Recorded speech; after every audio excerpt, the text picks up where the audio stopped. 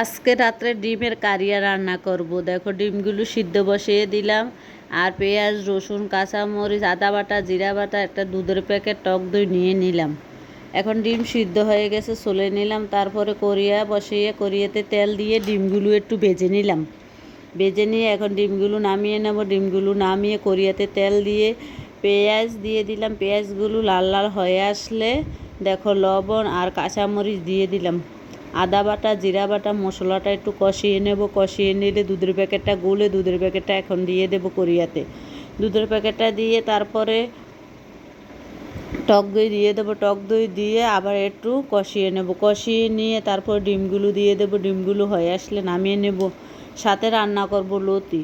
লতি তোমরা কে কে এভাবে রান্না করো কমেন্টসে জানাবে। ভিডিওটা ভালো লাগলে লাইক করে দিবে এবং শেয়ার করে দিবে।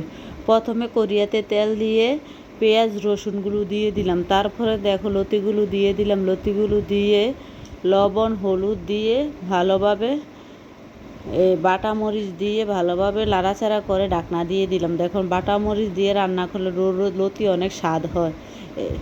দেখো আর কালারটা অনেক সুন্দরও আসে। ভালো লাগলে কমেন্টসে জানাবে তোমরা কে কে এভাবে খাও। এ ছিল রাত্রের খাবার।